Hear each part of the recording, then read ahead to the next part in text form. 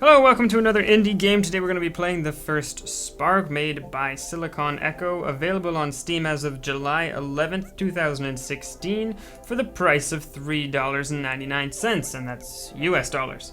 It is an indie casual platformer that is difficult and single player. Those are the Steam tags. And we don't have any fancy special features like controller support or anything like that. We're playing good old-fashioned keyboard and mouse. There are no option menus to be seen, but that's not so bad. Normally I would complain, but really with the sort of mechanically narrow space that this game takes up, it's not that bad, because it clearly focused on the one mechanic, and that is a bounce. So I'm going to hit new game. There is a story. It seems like I got about halfway through the game. Was a strange child. And it seems like the story, maybe you don't want to be spoiled, but it's mostly just like a story that the narrator is telling you, not so much a plot line of the game. And I don't know where it ends up, but it doesn't move very quickly. That's not a criticism, but you're seeing here there's 50 levels, and every level they give you about one sentence. So that's about the idea, the scope the story gives you. So I wouldn't be too worried about this video spoiling too much of it for you, because there really isn't all that much there to begin with. Mechanically, it's a bounce, as I said. I'm not controlling this bounce. Hands are off the keyboard. Clap for you there to prove it. The bouncing happens on its own, and you have to utilize the bounce to get from platform to platform, and basically it's all timing, right? The jump is done for you. The timing is knowing when to actually move left and right, and that is Other it. kids would call him weird and bully him. I want to show you here that there's another little part of the mechanic that comes into play. Really, the only build on top of that is learning to do like a wall jump, and essentially if you hit the side of a platform like I'm doing here, your little spark, the first spark, the little thing you're playing as, the yellow ball, will bounce up as well. It won't actually bounce off the wall. Also, gravity and momentum don't seem to really be preserved. I can actually show that for you here. These red things are obstacles. If you touch them, you'll start to level over. So see how I bounced from a really high height there, but I didn't really, oh dang. I didn't really gain any momentum on my, oh jeez. Everything kind of works like clockwork where, so here we go, ready? I'm gonna bounce really far. We didn't really gain speed, it was a very linear drop. And so this is just the physics that the developer has chosen. And to be honest with you, they really threw me off at the beginning in like a good way, like in a way that made the puzzles actually challenging. As I said, got through about halfway through the game. It took me a while, maybe an hour, and I took a really long time on the levels that I'm showing you now, that I'm breezing through, because I now sort of am thinking in terms of the physics of this world that my fingers and my brain weren't adjusted to when playing. So it really is, it may seem like, what? Tagged is difficult, this is easy. It's not easy. It's easy once you get into the mode, but there are still some levels. I was gonna play the whole game and then talk about it, because that's always great when you can do that, to get a full picture of a game. So I got about halfway, and I was just so dang stuck on a level that I was like, I need to make a video, because I can't spend too much more time on this. Something else you'll notice is that if you look really carefully, the obstacles here are actually flying in 3D space. So they're getting closer to the camera, and they won't touch you then, and they're getting farther away from the camera. So you really do have to be observant in the 3D space as well, which is a neat little aspect to it. You wouldn't necessarily see in all 2D platformers. As well as perfect concentration. This is where it gets. I'm sorry for talking over the plot here, the storyline, but wasn't able to it's do it, living with his mom and dad. I am going to do it, because first of all, that keeps it from spoiling things, but I don't want to just wait around for him to finish these paragraphs, these short paragraphs. Okay, so let's talk about this game, not mechanically, but in terms of the plot again. So this is actually a sequel, believe it or not. The Last Photon is the original game. If you look at that Steam page and this Steam page, you may, like I did, where I was going back and forth on each one, sort of trying to compare the games, you may start to get a little confused as to which one you're actually looking at because they look very similar. So this is really my only critique of the game. I think, you get the point. It's trying to explore this platforming where you don't have any control over the jump. It's all done for you, bouncing.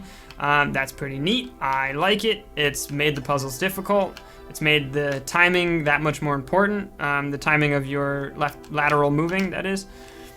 But the plot, they claim to be story-driven. Okay, so the sequel has very good reviews, both recently and overall on Steam, and there's quite a few of them. This game's newer, so there are not quite as many of them. They're actually mixed. And I'm not quite sure why, because they look very similar, and I have a hypothesis. So this game looks to be pretty done, as far as I'm concerned. Visually, it seems to be pretty polished, and they clearly went with the voxel art style, except the obstacles and stuff have this very triangular, non-voxel shape, which kind of makes sense, right? They're spiky, and they're supposed to stand out as different, and I like that. And obviously you are a sphere, which stands out even more, and I like that too. But the storyline is there. It looks there. But in the Steam page of this game, not the original, but of this game, it has temporary text. It says, "This is text where the story will go," or something like that, which doesn't really make any sense. There is storyline here. I do not understand. It looks to me as though they launched the game on Steam in an unfinished state, but not in early access. Either that, or maybe it left early access and this was its official release. But they never updated the art on the Steam page to reflect the official release, if that's the case, because it still says this is where the art will go once the story is done. And so I'm wondering if that's where the mixed reviews come in, where people thought they were getting a finished game, but it wasn't finished. Although, as I'm playing it right now, and at the date of this video release, it does appear to be finished. So maybe those mixed reviews are a little wrong. But that is a little strange, and my one suggestion, really, I think the game plays fine and everything like that. My one suggestion for the developers is to work on the Steam page. The day has come, and maybe it isn't finished though, because like I said, I only got halfway through it. This was a hard level. Ooh, make it over. No. So maybe I'm wrong, and in fact it isn't finished, and maybe the last 10 levels aren't done or something like that. And in which case, if that's true, put your game under early access, because it's not done, and people should know that when they go to buy it.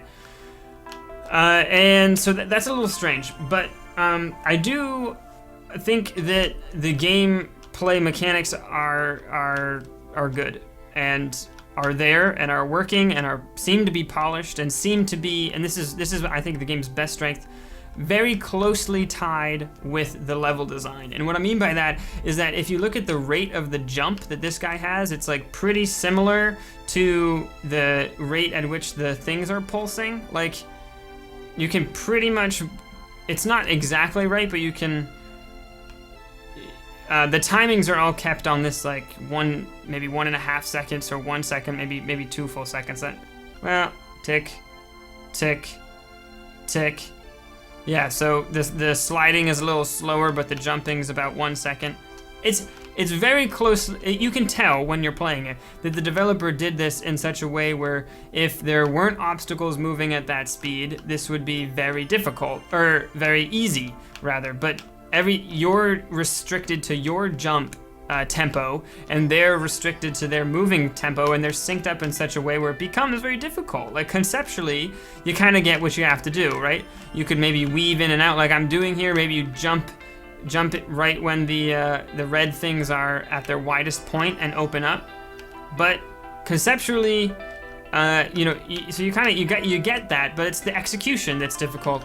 And they didn't take the Super Meat Boy approach where everything's moving at 1,000,000 miles per hour and you're kind of sliding and glidey, and you gotta get that physics in your head. It's taken at this very different approach of, you don't have jump timing under your control. You don't have a sprint button to move quicker side to side. It's can you get that tempo, almost like a music game. I keep using the word tempo. Kind of reminds me of 140 in that way, where you just have to get that feeling under your belt and under your fingertips, and that's how you're gonna beat the level. Otherwise, you won't be able to. And I like that. I think that's good game design. 140 was a slightly different. That was an indie game I talked about quite a while ago in the channel, where the actual level changed based on the beat of some very cool music. And so you had to sort of be aware of, this was a really hard level too, you had to sort of be aware of how the level was changing and at what pace it was changing, because it was changing to the beat of the music, and you wouldn't have time to react to the level change. You had to anticipate the level change, and that was another example of a great game designer that used tempo and music as sort of something that you have to be aware of. And I think that this game does the same thing. It's just not in time with music, it's the tempo of your bounce. So kudos. One other, it's not really a critique, just something that I think would be nice, and this is one of those things where you talk about scale of a game, and scale of an indie game is always a difficult question because there's limited resources. But for this game, there is no, like, there are 50 levels, and aside from new obstacles that get introduced pretty rarely, there isn't too much of a change. I think it would be interesting if maybe after every 10 levels or every 20 levels or something like that, that you would, you know, some slightly new mechanic would be introduced, like maybe a bounce pad that you have to use with your tempo, but it's going to make your jump take twice as long going up and take twice as long to fall, right? So you kind of get twice as high, and and you kind of have to take that into account. But as it is right now, it's a little bit of the same thing. Basically, don't touch the red stuff. And again, I didn't play the whole game, so maybe there is halfway through a totally game-changing mechanic in there that I don't know about, but I didn't see one, and if that is the case, then halfway through the game is probably with the... Whoa. Oh, I goofed it up now. I got a little stuck. Well, I'll just jump off the edge. That's the first bug I've ever seen, to be fair to the developer. I've been playing for maybe an hour or two. First time anything's ever bugged out. Very stable game. And, yeah. I don't even know. I mean, that just seemed kind of weird. Okay, that was bad. Yeah, so that is all I have to say about this game. Totally check it out on Steam. This is The First Spark. And, but based on the reviews and based on the fact that I've never played it, it might be a safer bet, seeing as they're the same price, to at least first check out the original, The Last Photon, because, again, mechanically it seems a little bit the same, but more people seem to be responding positively to it, and I actually wonder if some of the mixed reviews of this game are people who are looking forward to the sequel from the original, who really like the casual platformer stuff, and who didn't see enough of a change.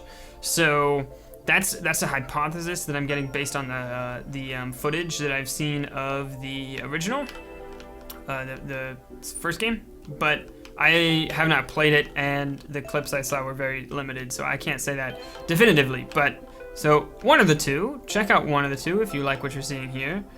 Maybe both if you're really liking what you're seeing here. Ah, did it. Nailed it. Now we gotta get through the double. Let's see if I can finish this off here. Okay, wait for it to come back. What? Nope, failed. All right, thanks for watching. Thanks for being an awesome audience. That's it for me for now. See you in the next one. Bye-bye.